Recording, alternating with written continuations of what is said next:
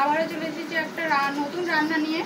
আজকে বানাবো কলা আলু মাছের ঝোল, ঘরোয়া পদ্ধতিতে জ্যান্ত মাছের ঝোল। তোমরা পুরো রান্নাটা দেখতে থাকো। যেহেতু আমরা কলা আলু জ্যান্ত মাছের ঝোল করব, ওই জন্য আমরা কলা আলুটাকে একটু হালকা হলুদ গুঁড়ো দিয়ে ভাপিয়ে নিয়েছি। ভাপিয়ে নেওয়ার পরে আমরা কড়াইতে তেল দিয়ে মাছগুলোকে ভালো করে ভেজে নেব। ছাকা ছাকা করে আমরা মাছগুলো ভাজা হচ্ছে। দেখো বন্ধুরা, আমরা মাছের মাথাগুলোকেও ভেজে নিচ্ছি সুন্দর করে। আমাদের জ্যান্ত মাছ, এটা খেতে খুব সুন্দর লাগবে। ওই জন্য এক পিঠ ভাজা হয়ে গেছে, আর এক পিঠ ভালো করে ভেজে নেব। মাছ ভাজাগুলো সব তুলে নিয়েছি। ওই তেলেতে আমরা কলা আলুটা দিয়ে নিচ্ছি, আর একটু তেলের ওপরে আমরা গোটা জিরে ফোড়ন হিসাবে দিয়ে দিচ্ছি, দিয়ে কষিয়ে নেব। গোটা জিরেটা যদি খুব সুন্দর গন্ধ উঠবে, অথচ খুব সুন্দর খেতেও লাগবে। সেই জন্য আমরা গোটা জিরেটা দিয়ে দিয়েছি। কলা আলু যেহেতু সেদ্ধ, আমাদের বেশি কষাটা হবে না, পাতলা ঝোল হবে।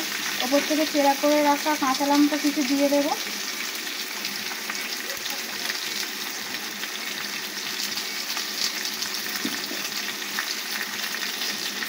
দিয়ে আবারও নাড়িয়ে নেব।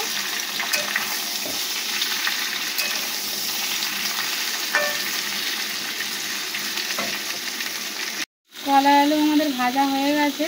ভাজা হওয়ার পরে আমরা একটু মশলা দিয়ে দিয়েছি, হালকা করে হলুদ গুঁড়ো। যেহেতু আমাদের কলাটাই আমাদের হলুদ গুঁড়ো দিয়ে সেদ্ধ করা ছিল, ওই জন্য আমরা হালকা করে হলুদ গুঁড়ো, স্বাদ মতো লবণ আর কিছুটা জিরের গুঁড়ো দিয়ে আমরা কষিয়ে নিচ্ছি। আমাদের কষানোটা হয়ে গেছে, দেখো। এবার আমরা জল দিয়ে দেব। যেহেতু আমাদের ছিল, ওই জন্য অল্প করেই জলটা দেবো।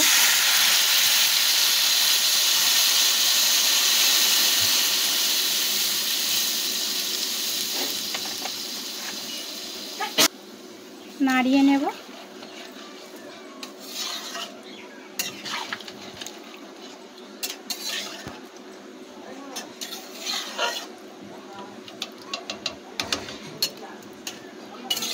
ঝোলটা ফুটলে আমরা ভাজা মাছগুলো দিয়ে দেবো।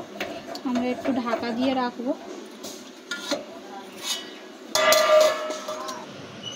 দেখো বন্ধুরা, আমাদের পাতলা মাছের ঝোল হয়ে গেছে। কলা আলু খুব সুন্দর গন্ধ ছাড়ছে, আর আমাদের মাছের ঝোলটাও রেডি হয়ে গেছে। আমার রান্নাটা যদি তোমাদের ভালো লেগে থাকে, অবশ্যই আমার চ্যানেলটাকে সাবস্ক্রাইব করে নেবেন, আর বেল আইকনটি বাজিয়ে দেবেন পরের নতুন রেসিপিটা তোমাদের কাছে পাওয়ার জন্য। নমস্কার।